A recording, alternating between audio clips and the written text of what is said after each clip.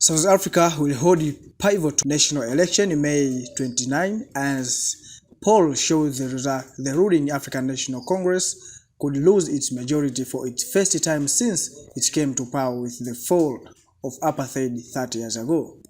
President Cyril Ramaphosa announces the date Tuesday as Africa's most developed economy faces a myriad of problems under his ANC party.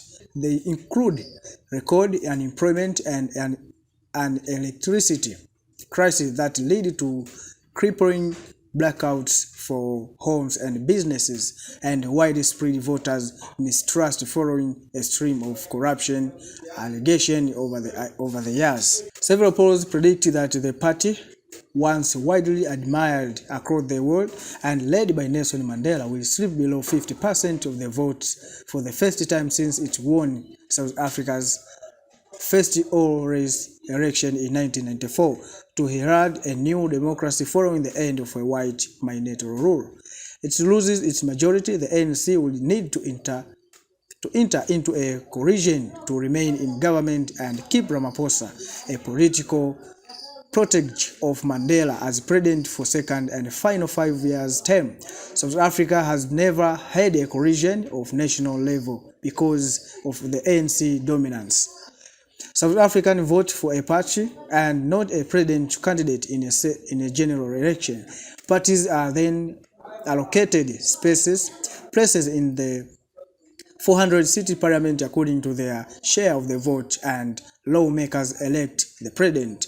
The president has always been from ANC because of its parliament minority.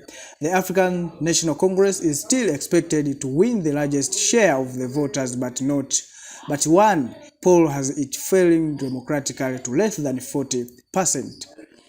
South Africa's main opposition party, the Centric Democratic Alliance, is in talks over forming a coalition of opposition parties aimed at forcing the ANC out of the government completely.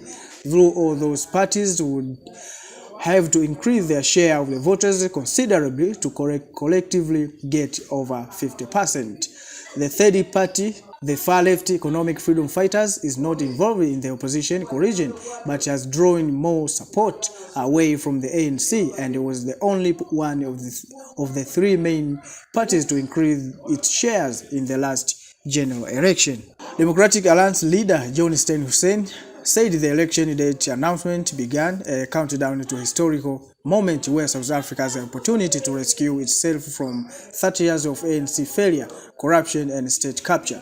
The EFF said the election is an opportunity for all South Africans to put an end to the misery we have suffered as a nation under the incompetent, corruption, and misguided governance of the ruling party, the ANC.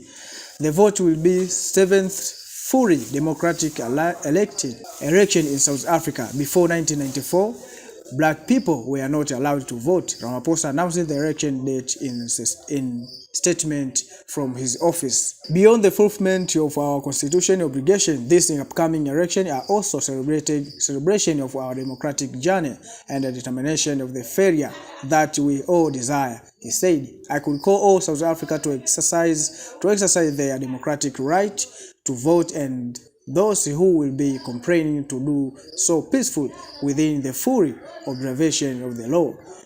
The ANC has won every national election since 1994 by a clear majority, but its support has been gradually waned in the last 20 years. The biggest wake-up call came in local election in 2021 when the ANC slipped below 50%.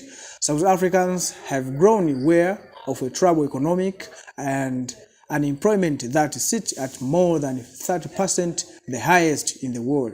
The unemployment rate of the young people aged between 15 to 24, it at a dizzying 59%.